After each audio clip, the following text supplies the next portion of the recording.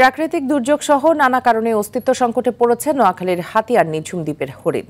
বেড়িবাঁধ না থাকায় অস্বাভাবিক জোয়ারে প্রায় তলিয়ে যাচ্ছে এই দ্বীপটি। স্থানীয় বাসিন্দারা আশ্রয় কেন্দ্রে উঁচু জায়গায় অবস্থান নিলেও ভেসে যায় বনের হরিণ। হাতিয়া প্রতিনিধি ইসমাইল হোসেন কিরণের তথ্যচিত্রে জানাচ্ছেন নাদিরা সুলতানা। 2001 সালে নিঝুম দ্বীপকে জাতীয় উদ্যান হিসেবে ঘোষণা করে সরকার। বর্তমানে দ্বীপটিকে ঘিরে গড়ে উঠেছে পর্যটন কেন্দ্র। প্রতি বছর 20,000-এর বেশি মানুষ ছুটে আসেন দ্বীপের সৌন্দর্য দেখতে। এই দ্বীপের প্রধান আকর্ষণ বনের হরিণ।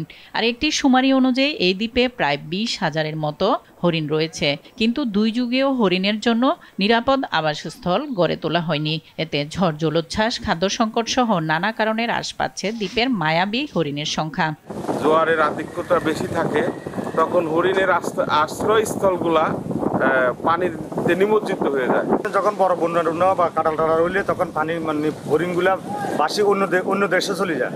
বেড়িবাঁধ না থাকায় অস্বাভাবিক জোয়ারে প্রায় তলিয়ে যায় এই দ্বীপের মাঠঘাট। বাসিন্দারা আশ্রয় কেন্দ্র উঁচু জায়গায় অবস্থান নিলেও বনের হরিণ ও গবাদি পশু ভেসে যায়। হরিণগুলো থাকার ভালো কোনো ব্যবস্থা নাই, যে কারণে প্রতি বছর বন্যা এবং জলোচ্ছ্বাসের কারণে হরিণগুলো বিভিন্ন স্তরে চলে যায়। হরিণগুলো হারিয়ে যাচ্ছে এবং প্রায় নিঝুম দ্বীপে হরিণগুলো বিলুপ্তির পথে। যদিও দ্বীপের হরিণের জন্য বনের মধ্যে বড় বড় কিল্লা তৈরির পরিকল্পনার কথা জানান সংশ্লিষ্ট কর্মকর্তা। নিঝুম দ্বীপের জন্য একটা ইকোট্যুরিজম সেন্টার করার প্রকল্প হাতে নিচ্ছি।